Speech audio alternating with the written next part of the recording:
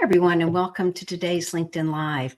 I am beyond happy to have Simon from McGraw Hill join us, Simon Allen from McGraw Hill, join us again today. We had the best conversation about a year and a half ago, and really looking forward to learning about what's going on with McGraw Hill AI, Gen AI, and education today. So thanks, Simon, for being with us today.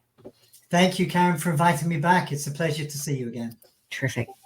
So maybe you could start, for those who don't know, just briefly introduce McGraw Hill to those who might not be so familiar with the history and the breadth of this organization, and we can dive into topical conversations. Yes, I'd be happy to. And many of us, Karen, many individuals know us as a traditional textbook company, which, Karen, I'm glad to say we are not. We're very proud of our heritage, though, and we began really since 1888, over 130 years. We have been in the education sphere where we have been dedicated to creating the right products, the best curated content across all sorts of subjects from the K-12 to higher education level globally. And we've been developing products for, as I say, over a century, primarily in print versions. And many of your viewers may have seen and used, I hope, some of our textbooks in the past.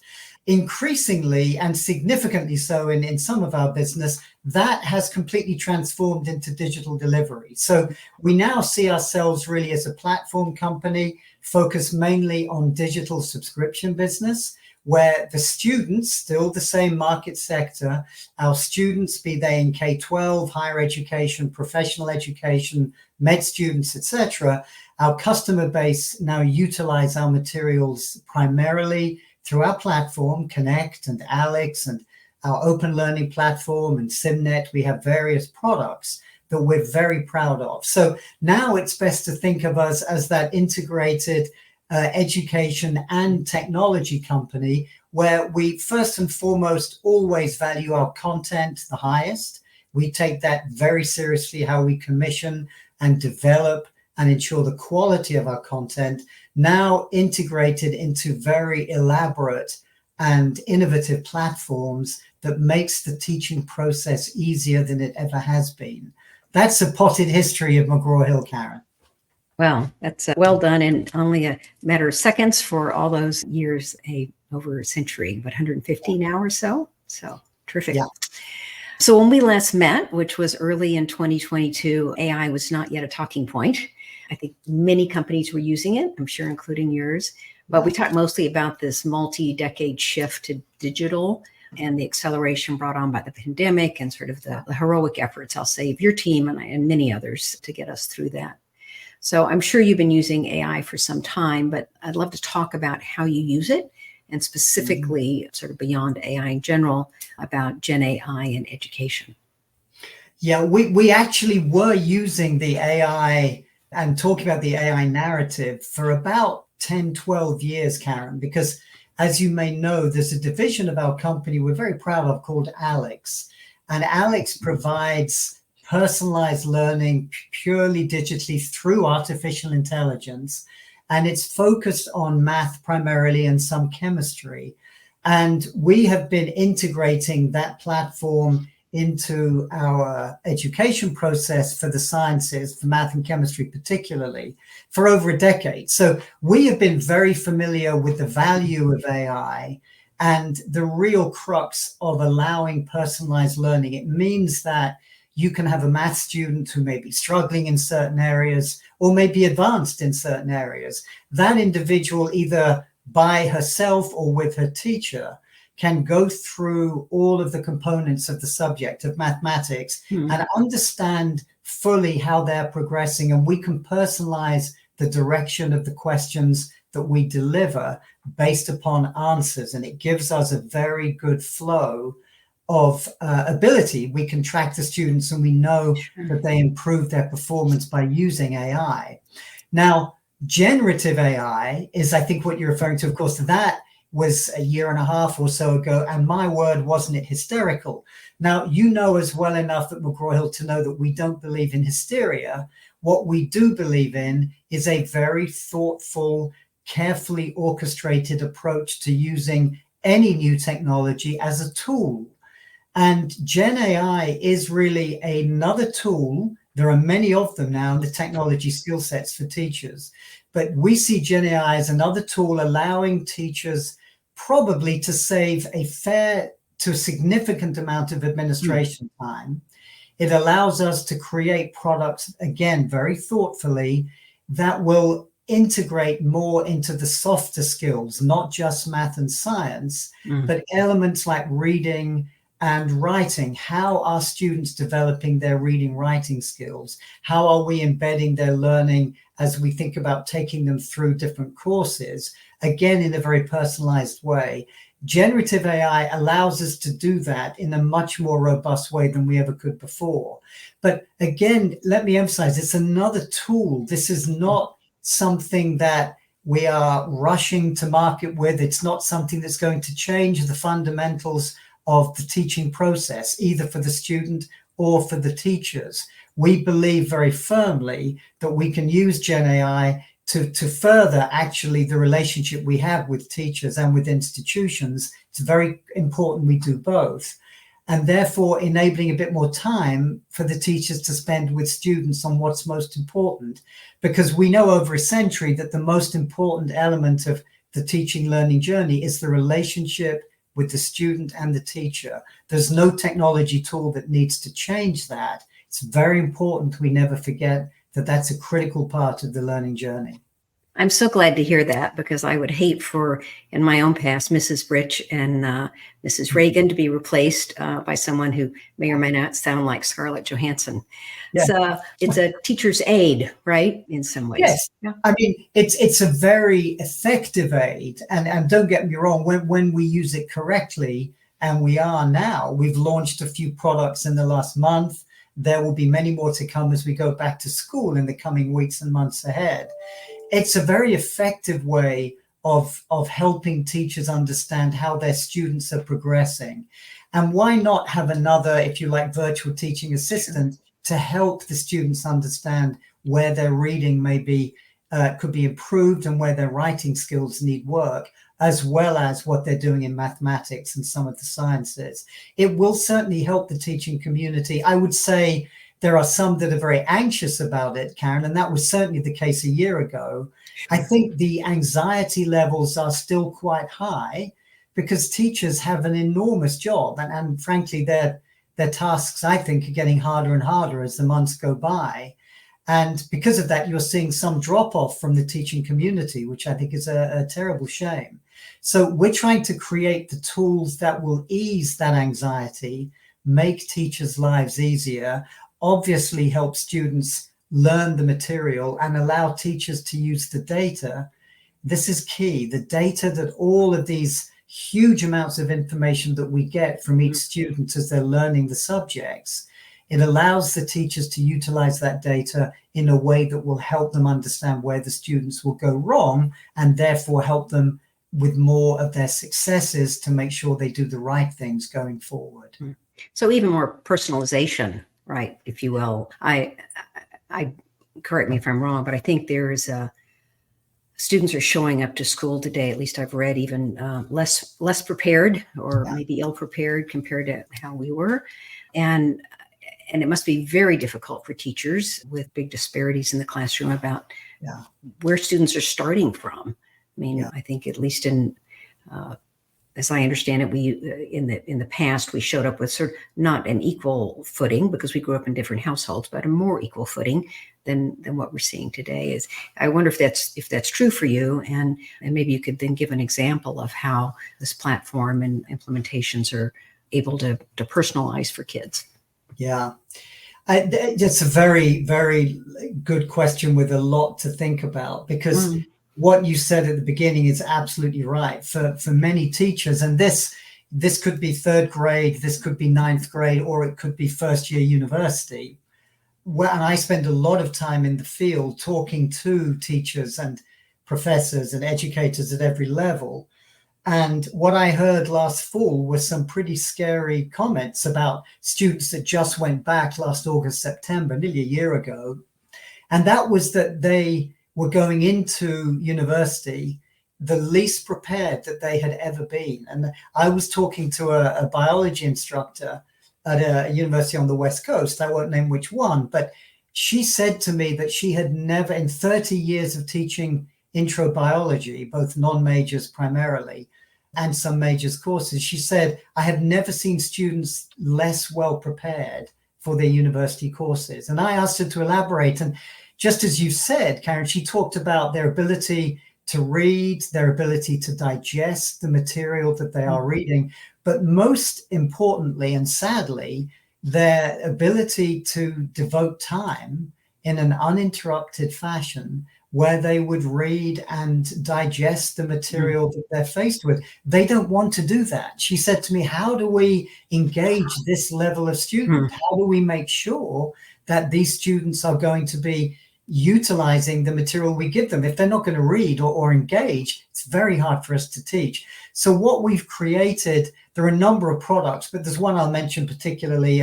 It's a platform called Sharpen, which is primarily for high school and really higher education mainly, where we have a video, it's video-based learning. It's a study app for those students that have only really been growing up with social media and learning in bite-sized chunks, often through YouTube, less with their formal textbooks. Sharpen is an app that allows students to look at an actor going through the entire subject matter of introduction to business, biology, chemistry, finance, accounting, you name it. And it gives the confidence that the teacher has that the students have another tool by which they can use that will personalize their learning through Q&A and different study aid materials, just as they see and have seen on YouTube and TikTok. So we're trying to move some of the delivery of our products to where the students are today. That's a significant shift. At the same time, we recognize those students that are more au fait with the traditional approach. So we're building up more textual content, enabling Gen AI tools to direct them either self-led or with their teacher so they can understand how their learning journey is progressing.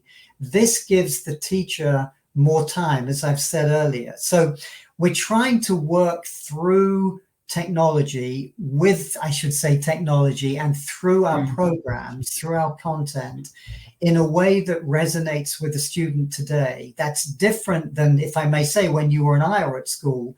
And it means that we have to be sure that we keep everything we do relevant. How do we maintain relevance as a company? I would say we do that better than others, and our market share growth in the last few years proves that. I'm very proud of the leadership team that I have and how we've been able to garnish really the main incidences of utilizing the technology tools to further the delivery that we have and to make sure we're being more relevant both to the teachers and the students. But it's a never-ending game, which what makes it so fascinating, Karen, that whenever you and I speak again, I hope soon, there'll be something else for us to talk about, because education is continually shifting, and that makes it exciting. There are many different tools that we can employ, and we are determined to use that genuinely help teachers and help their students. Great. I want to return to that thread before we complete, but something you said earlier, in particular about providing video for kids, you may or may not be aware, the New York Times had I wouldn't even call it, it was an article this week, but it started with, can you look at this picture for 10 minutes? Yes. And it had an image, beautiful Whistler that one could just sink into, but, it was a countdown clock. Can you look at this for 10 minutes without clicking away somewhere? Because you are online, you are on your computer or a device. And when I finished, I was astounded to see that like 25% of the people who had attempted this so far had been on for like a minute without clicking off. And it was fascinating. So I think this challenge of finding ways, because attention spans are not what they were. I can tell you that, 20 years ago, I probably could have looked at that painting for 20 minutes and walked away satisfied. And it's a challenge to get through my 10 this time. But you have to take people where they are in education, particularly kids. And so I love that you've found ways like video. Yeah. Well, and you're absolutely, the attention span issue is probably the biggest single complaint we get from teachers and professors saying we just cannot keep the students engaged like we used to. Mm-hmm. And what we do is we create our content and we think about how we show and display different complex materials, either on screen, be it on a laptop, on a desktop, or on an iPhone, whatever it may be. When we create the materials with obviously with their permission, we video the students as we are developing the content to see how they use it, Karen. So much as you've described, we can look and see, are they still looking at the screen? Have they got distracted and they're looking at their phone? Have they answered a phone? Have they gone to another page? Where is their brain? Have we still got their attention? Right. And we will time how long that we have their eyes on the screen, or we can see that they're working on a problem that is directly related to what we've given them to do. And we will time how long that we keep them focused on the material at hand. As you say, it's depressingly real how much shorter that attention span is. So we have to then create different ways to do that, to make sure that we maintain their interest. Hence the use of video, hence the use of what we call gamification. You're constantly asking for them to interact with all of the material that we give them. You're giving them regular concept checks and mini quizzes as they're reading through the capital asset pricing model or whatever it may be. And we do that in a way that we can measure the amount of time that we have those students focused on the material. It's very important that we do that successfully. Otherwise, without engagement, we will not have success, nor will the teaching community. Yeah. How does all this impact the student-teacher relationship? Well, it's always the most critical relationship, the student and the teacher. As I said earlier, no matter what we do, that really is the critical relationship that exists. I would say this has helped that because it has freed up some administrative time from teachers and from schools and school districts to allow them to spend more time directly with the student. It means that the teacher, if you're teaching math through Alex, for example, and you can see where a child has gone wrong, it allows the teacher to sit with the student and be very clear about, this was where you made a mistake. This was where we can now see if we correct that answer, we can direct you into a solution that is going to be correct. So the intervention skills and the intervention tools that we give teachers are much better than they ever have been. And it gives students more confidence, actually, Karen. It isn't just teachers that have felt the anxiety. As you may be aware, students going back to school and university that have gone through COVID especially, they are a very anxious group. And by giving them the tools to learn at their own pace, where again, they can track their own progress, it gives them the chance to do that without feeling perhaps embarrassed that they have to be called out in the class because they've fallen behind. They can work at their own pace at home or in the classroom to where they have the ability to manage that time that's there and then ask the teacher for very specific feedback when that time comes. It really means that the teacher-student relationship is therefore enabled in a more direct way where problems may occur, or indeed where successes have happened. It gives the teacher the opportunity to be very direct in their relationship and to be more specific in how they direct a student. It helps both sides, we believe. That's great. One of the other things when I think about AI, and now generative AI in specific, is large language models, because of course that's the base for this, and then all the ethical considerations that come up around that, because it's only as good as the data, right? How do you deal with that? Or you must have guidelines for integrating into your educational tools. Yes, we do. We've had editorial advisory boards for many years, for many decades, actually. And I would say, Karen, that we focus an extensive amount of time with some of our content development teams, our development staff, on ensuring that the content that we produce is always, of course, aligned with state standards and is always of the highest ethical standards. We're very aware of the brand that we have. We're very aware that teachers and students trust our brand more than many others, actually, because we have been around for such a long time in every country in the world. It does mean that there is a responsibility that we have, many more than some of the younger ed tech companies that you see appearing now and again. We have a responsibility because of our presence in the market. We're one of the very largest global education companies, as you know. We therefore need to lead the way when it comes to ethical delivery of material, making sure that when we think about utilizing either video material or content, however we deliver it, that we have checked the quality, that we are completely confident that everything that we are providing to our customers is of the highest standards. That's something that we will never reduce our focus on. Frankly, the worst thing we could ever do is lose trust in the teaching community. That shall never happen. And we're very proud of the strength we have of our reputation with teachers and institutions and universities around the world. So I would say you can rest assured that from an ethical perspective of the material that we deliver, it is absolutely of the highest quality. Terrific.